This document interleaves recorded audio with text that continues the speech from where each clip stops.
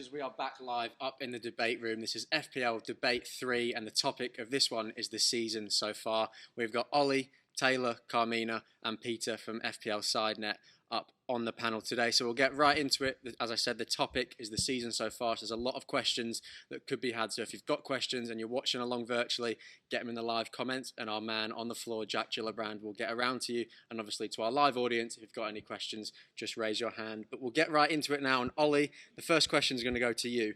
Who has been the best asset this season and why? Oh, anyone who watches the podcast should be able to read me like an absolute book here. Anyone should be. Mark Gahey has to be. Palace defender. Brought him in. 0.4%. He was amazing for about 5 or 6 weeks. Still got him in my team. I think I've got him benched this week. But just for the memories, I'll never forget him. He scored goals left, right and centre, keeping clean sheets for fun. He was brilliant. I think he's probably one of the most under-owned assets that you've ever picked up on, to be honest, Ollie. You know, as you said, 0.4% ownership. You said to me that week, I'm bringing in Guehi, and I was like, okay, interesting. He had Newcastle the week after. He actually scored, but it was chalked off by VAR, so he'd be even happier today if he had scored that one. But he's been a brilliant asset and a great servant for you so far this season, hasn't he? He has, and I've just known him from the Championship because obviously he did well for Swansea, and obviously having that Championship knowledge, even Rovers aren't in the Prem, we know that, but it does give me an extra edge on everyone else who doesn't follow the Championship. So I knew he did all right. Thought he's a decent defender, had been for a while, and I thought I'd bring him in, maybe get a few clean sheets for Palace, and then popped up. I think he scored 2 in 2 weeks, and I'm like, I'm onto one here, and I've still got him. I decided to start him over Jacob Ramsey this week, so this week wasn't the one, but I still can't speak a bad word about Mark Gahey. He's been brilliant, so no bad words about him whatsoever. I think the audible laughs there from the audience show what a mistake that was from you this week. But he's been a hero for you, and as you say, there's perks to your team playing in the Championship and not being in the big leagues. So you found a gem there, and it's a really good pickup from you. Taylor, who's been the best FPL asset this season in your opinion? In my opinion, it would be Trent Alexander-Arnold. You just cannot look past him. He's played 21 games. He's had 10 assists, and he's had 10 clean sheets. So, what percentage is that? 50% conversion rate? So he's been absolutely brilliant. Apart from that 1 week he got sick, and I think everyone scrambled to kind of go, what do we do?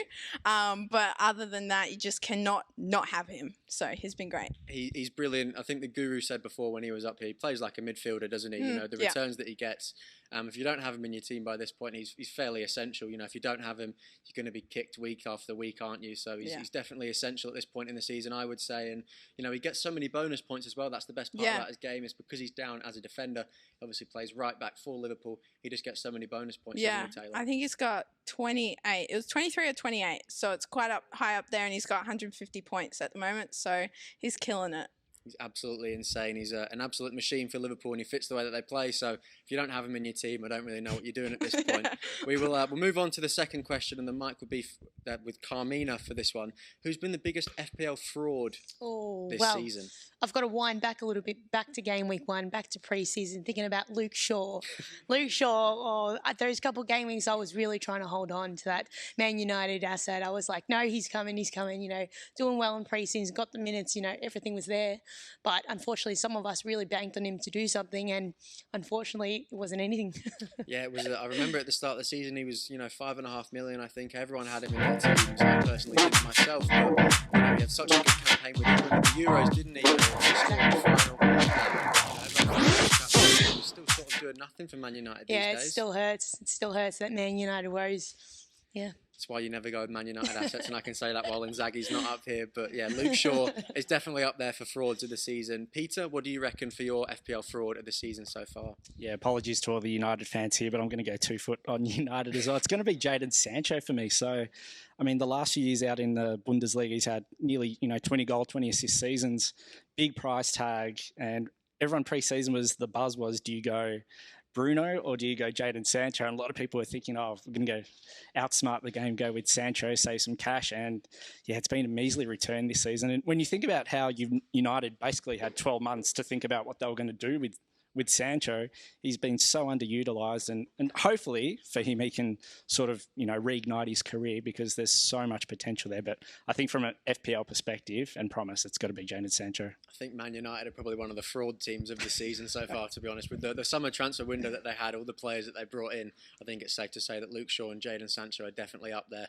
for the frauds of the season. We'll move on again to the third question, and we'll give this one to you again, Peter. What asset do you regret not owning the most this season? You can do it for a single game week, or you can do it for an extended period of time.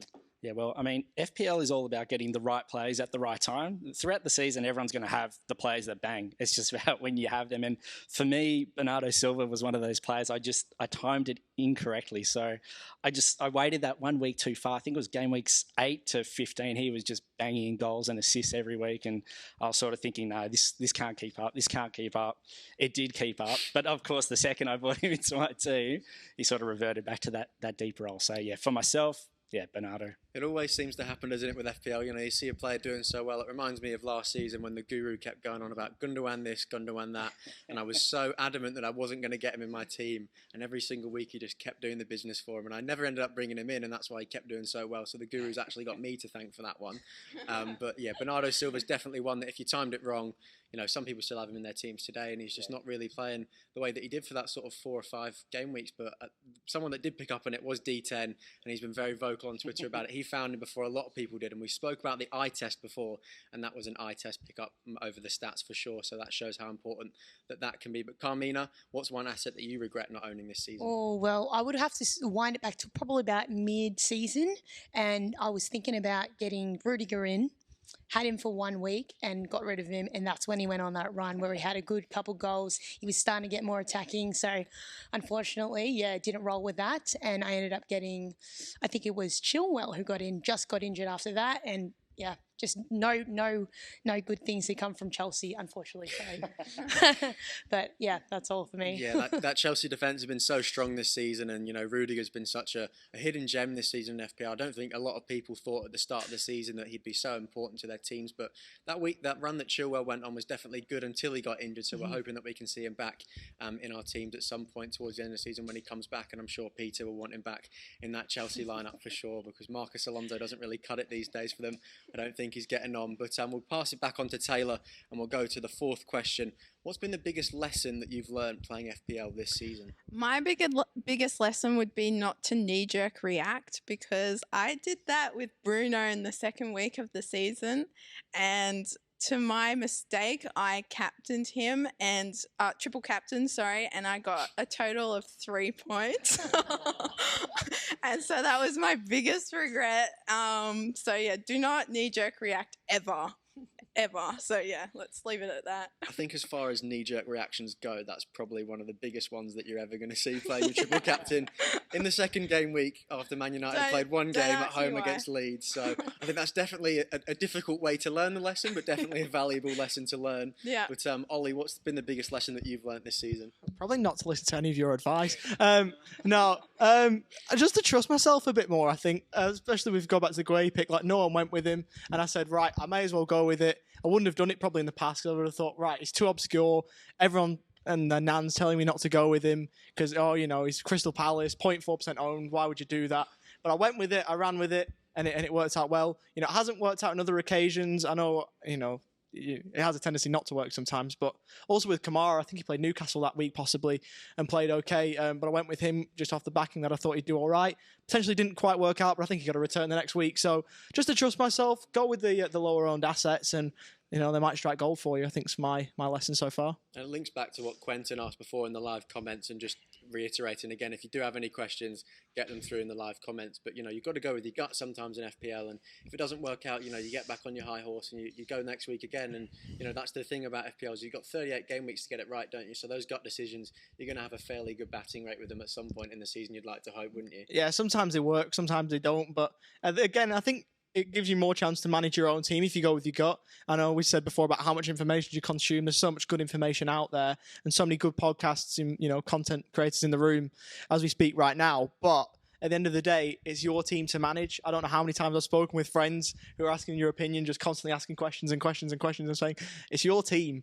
Manage your team. You're like the, you're the Antonio Conte, the Sir Alex Ferguson of your own team. Run with it and then see where you can take it. Because if you listen to too many people, sure, they can have some great content creators and good advice, but at the end of the day, it's your team. And I think as soon as you realise that, then you play FPL a little bit differently. And that's how I prefer to play it, just manage it myself. So I think that's the best bit of advice that I've learned, or best lesson I've learned this year. Probably one of the smartest things I think I've heard out of this guy's mouth for the 5 or 6 years that I've known him, to be honest. Just go with your gut, go with the game that you want to play, and I think that's brilliant advice from you. And we'll move on to the second last question, Ollie. Who is the best asset to have that's signed recently in the January transfer window? Oh, big call. There's a few, isn't there? I think the obvious one is Philippe Coutinho from Aston Villa. Coming on loan, obviously had such a good spell with Liverpool a few years ago. Went off to Barcelona for big money and did absolutely nothing. Went Bayern on loan, did all right. And we're thinking, are we going to see Philippe Coutinho again? He's gone to Villa with Steven Gerrard, completely revitalised. Getting goals, getting assists, was so good last week against Leeds. Right up there again, double-figure scores. He's got the holes. And at the moment, he just looked absolutely unplayable. In a Villa side, you're looking at Villa, when he was on this good run at Liverpool, when he signed for Barcelona, Villa were like in the Championship. And you look at it now thinking that they've got a player like him at their disposal. I think he's the one for me. It's probably an obvious one, and I'm probably really, really boring. But I think sometimes you've got to be boring and got to be obvious, and Coutinho's the one for me to have signed in the January transfer window. I think if you haven't got him, you've got to have a look at getting him in because he's unreal. I think it's interesting because I've sort of got, what Peter was saying about the Bernardo Silva, sort of feeling a bit like that with Coutinho at the minute, not sure if I want to make the move just yet or if he's going to, have a couple of bad game weeks in a row, or if what we're seeing now is, the complete Phil Coutinho that we all used to know at Liverpool. He used to score goals for fun. Obviously, just said he did get that move to Barcelona. It didn't quite work out for him, but I think it's definitely an interesting one. I think a lot of people, I think he's going to be the most transferred in player this week into their teams. They've got Newcastle away, so fingers crossed the Toon can stuff him and Phil Coutinho can blank, because I don't think he's going to be coming into my team. But Taylor, who do you think's the best asset to have in FPL that's signed this January? Look, I did want to say Coutinho, for the minutes he's playing, which is not a lot, he is getting those holes. Last week, what was it, 16 points? So it was brilliant to see, only 77 minutes. But probably saying might be a February transfer. Looking at Diaz at the moment, he is 8 million, I saw. But in attacking for Liverpool, it'd be interesting to see whose minutes he takes, whether that's Mane or Jota's, or be interesting to see how he goes. So I've definitely got my eye on him. But other than that, Coutinho is looking great. I think I brought him in for like a week or so, and then he kind of blanked a bit, so I was like out. But now I'm like, oh god, he looks good. So Diaz looks brilliant. He played against Leicester and he was so unlucky not to get his first haul of the season. Yeah. But we do have a live question from FPL and Zaggy, one of our panelists that we had on before. So we'll go over to him now and he can ask his question to the panel, to Carmina and also to Peter as well. Thanks, Elliot. Yeah, a question you haven't prepared for, so apologies. I was talking to Bill Stewart just before. He won the Optus Sport FPL League last season. He came first in Australia, so he's a FPL Australian legend. And he was telling me that he predicts that Cancelo will be outscored by Tierney for the rest of the season, right? So he's kind of saying that Cancelo, it's time to sell, reinvest in guys like Tierney, who is cheaper, right? And kind of go elsewhere. I see the merit in that, and who are we to argue with this guy? So I'm asking you, which FPL asset, because we've talked about what's happened so far, I want to talk about what's going to happen. Which FPL asset who has done well so far this season will not do as well for the rest of the season, and we might need to think about selling or looking elsewhere? I know that's putting you on the spot, but I'm keen to hear what your thoughts are.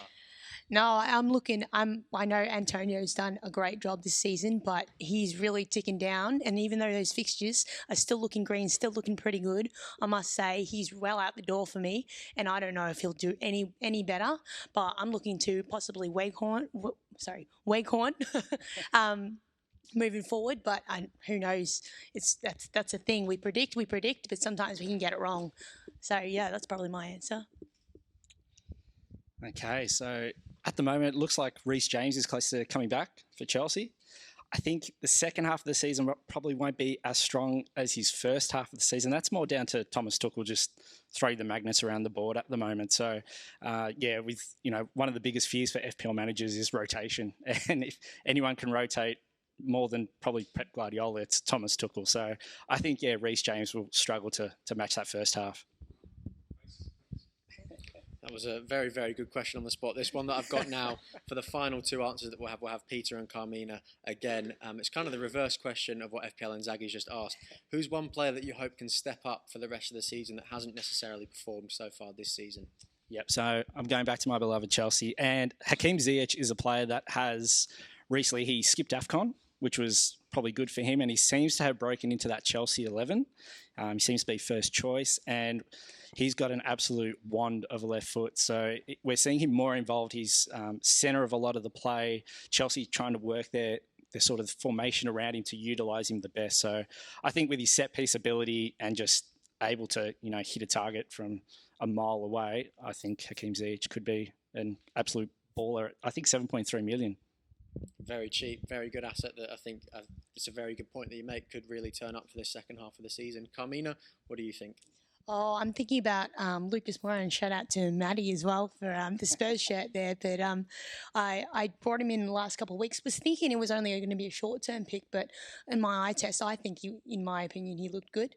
And coupling up hopefully with the Sun coming back and looking good as well. I'm looking to have two Spurs in my midfield possibly, but yeah, not solid on that yet.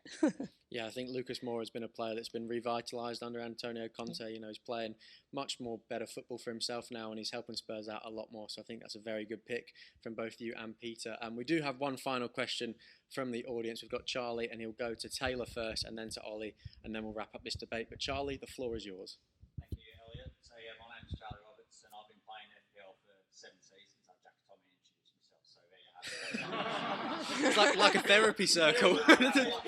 I'm addicted to FPL. My question to the panel here is a unique one, especially this season with the second free hit shift. Do you feel that's diminished the strategy within the fantasy game, or it's been a big beneficiary to us fantasy managers? I personally think it's been really beneficial. With all the blanks throughout all the effects of COVID and stuff like that, you just have no idea what's happening. 1 minute your players are playing, the next minute they're not, then you're having half a team on the pitch. So to have that free hit just for that week is so beneficial. And then, because I used mine a few weeks ago, I really needed it, and now I still have another. It's just brilliant to actually see that, because I'll definitely need it in a few more weeks, So for me, yeah, it's been totally great. Yeah, I tend to agree. I've already used one of them. I used them a few weeks ago. I can't really remember how I did, but I know Elliot was saying he has still has 2 free hits left, and I've still got 1 wild card and a free hit. It's just helpful knowing that I can be flexible and dynamic with my team now. I can, I've got a little bit more wiggle room if I have a bad week, like I probably will this week, knowing me. Had a shocking week last week. If I have another bad one, it might be time to pull the trigger on a wild card or a free hit. But I think it just makes things a little bit easier. We've been absolutely slapped with COVID, haven't we? It's been a pretty tough season, unenjoyable at times as well. As fun as FPL can be, it's been quite unenjoyable in periods because of all these cancellations. So that free hit just allows a little bit more creativity, a little bit more enjoyment. So I think it's good from FPL what they've done, and I'll be looking to use my free hit at some point soon. When that'll be, I don't know, but hopefully I can use it well.